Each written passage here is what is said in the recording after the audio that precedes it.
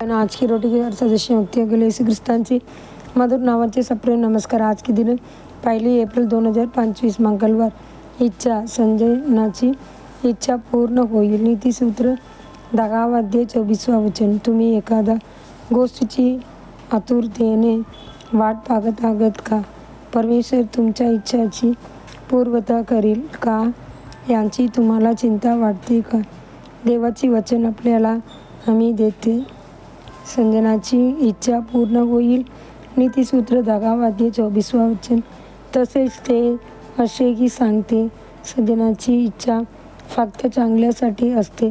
नीतिसूत्र 11 अध्याय 23 वचन। पालक जसे आपल्या मुलांची इच्छांची पूर्तता करण्यासाठी प्रयत्न करतात, त्यांना हवे ते खरेदी करून देतात, त्याहून किती अधिक आमची स्वर्गीय पिता जो आम्हावर असीम प्रेम करतो, आमची इच्छाची पूर्तता करण्यात आनंद मानेल। कधी कधी पृथ्वीवरील बालकाकडे आपल्या मुलांना देण्यासाठी पुरेसे साधनसंपत्ती नसते, पण आपला देव जो महिमेने समृद्ध आहे तो आपली सर्व गरज भागवतो। बायबल स्पष्टपणे सांगते, तरुण सिंह उपाशी वांचेल, पण परमेश्वराचे शोध घेणाऱ्यांना कोणत्याही चांगल्या गोष्टीची कमतरता भासणार नाही। स्तोत्रसंगीता 34 अध्याय 10 वचन। परमेश्वराची दयाळूपणाची सुंदर कहाणी। एकदा एक मनुष्य भाजी विकत घेण्यासाठी बाजारात गेला। खरेदी करत असताना त्याने एका ठिकाणी सफरचंद पाहिले आणि काही घेतले। घरी परतताना त्यांची एका परमेश्वराच्या सेवकासोबत भेट झाली। काही वेळ बोलल्यानंतर त्या मनुष्याने त्या सेवकाला काही सफरचंद दिली। ते पाहून तो सेवक अचानक रडू लागला।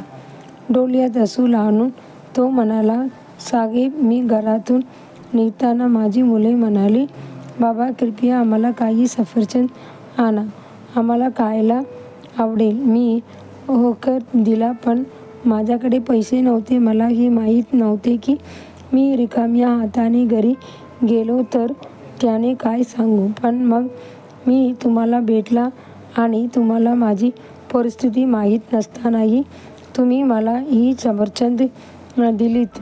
मला विश्वासच बसताच नाही। आपला प्रभू किती चांगला आणि दयाळू आहे। तो आपल्या अगदी लहान सगळ्या इच्छांचीही पूर्तता करण्यात आनंद मानतो।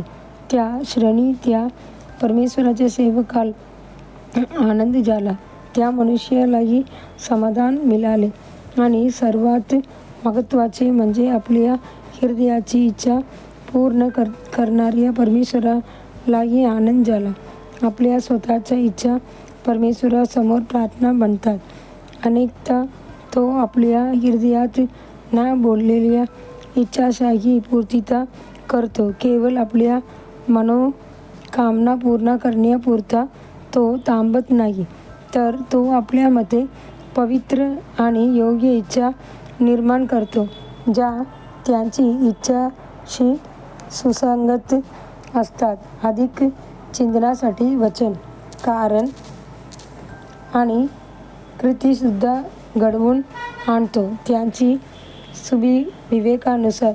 फिलिपियन 2 अध्याय 13 वचन। आजचा बायबल वाचन कार्यक्रम सकाळी न्याय 13 अध्याय 14 ते 15 अध्याय, संध्याकाळी लूक 6 अध्याय 27 वचन से 49 वचन।